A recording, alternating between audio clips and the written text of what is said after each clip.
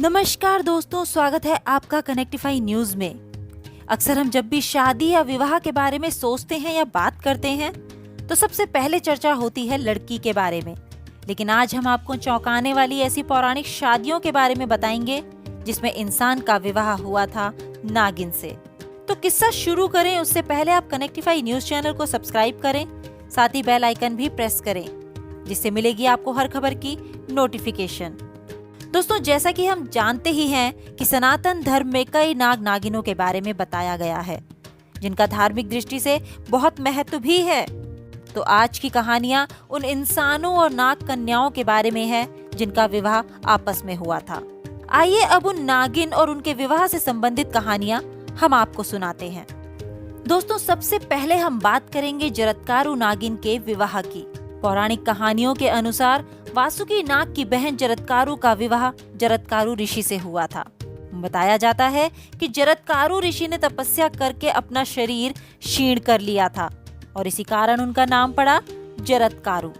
वहीं यह भी संयोग था कि नागराज वासुकी की बहन ने भी तपस्या से अपना शरीर क्षीण कर लिया था, इसलिए वह भी जरत्कारु कहलाई।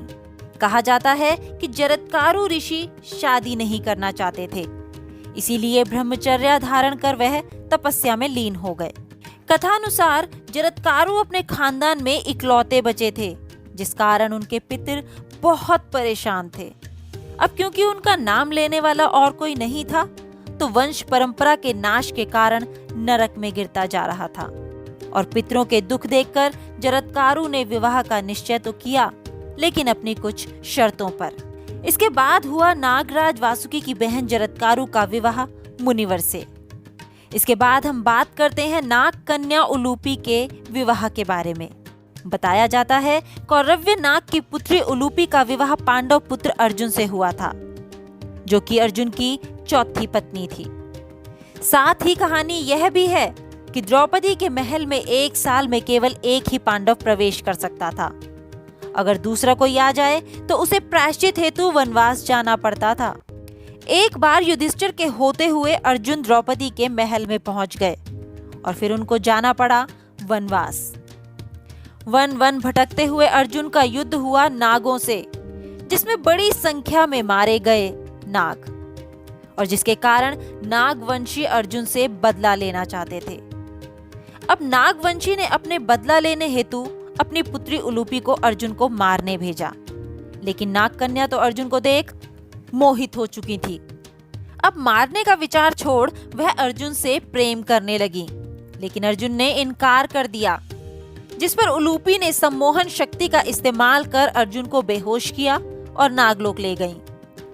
इन सब के बाद उलूपी ने अर्जुन को अपने पिता से मिलवाया और शत्रुता खत्म करने के लिए भी मनाया।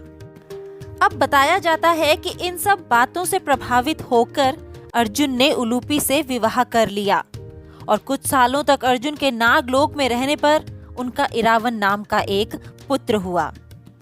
साथ ही कहा जाता है एक बार मृत्यु प्राप्त हो चुके अर्जुन को नागमणि से उलूपी ने पुनः जीवित कर दिया था। तो आइए दोस्तों, अब हम बात करते हैं सुलोचना नागिन के विवाह की।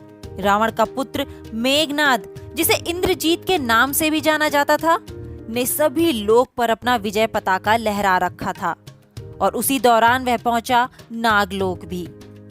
नागराज वासुकी की मेघनाद के साहस को देख काफी प्रसन्न हुए, जिससे उन्होंने मेघनाद के साथ अपनी पुत्री सुलोचना का विवाह संपन्न किया। कहानी में ये भी कहा गया है कि राम रावण युद्ध के दौरान सुलोचना ने मेघनाद को युद्ध में जाने से काफी रोका था और उनको राम व लक्ष्मण के बारे में भी बताया था, लेकिन अपना धर्म समझते हुए वह युद्ध में शामिल हुए, जहां उनका वध लक्ष्मण के हाथों हुआ। अब आखिरी में बताएंगे हम आपको अहिलावती नागिन के विवाह की कथा। जैसा कि हम जानते ही हैं कि महाभारत में भीम और हिडिंबा का एक पुत्र हुआ था, जिसका नाम था घटोत्कच। तो बताया जाता है कि घटोत्कच का विवाह नागराज वासुकी की पुत्री अहिलावती से हुआ था। इसके बाद नाग कन्या अहिलावती और घटोत्कच को एक पुत्र हुआ, जिसका नाम बर्बरीक था। साथ ही बताया जाता है कि बर्बरीक एक महान योद्धा था। तो दोस्तों, इंसान की नाग कन्याओं के साथ विवाह की अजब गजब पौराणिक कहानियां आपको कैसी लगी, हमें कमेंट करके जरूर बताइएगा। साथ ही कनेक्टिफाई न्यूज चैनल को सब्सक्राइब भी कर लीजिएगा। मैं ज्योति फिर मिलूंगी आपसे अगले वीडियो के साथ। धन्यवाद।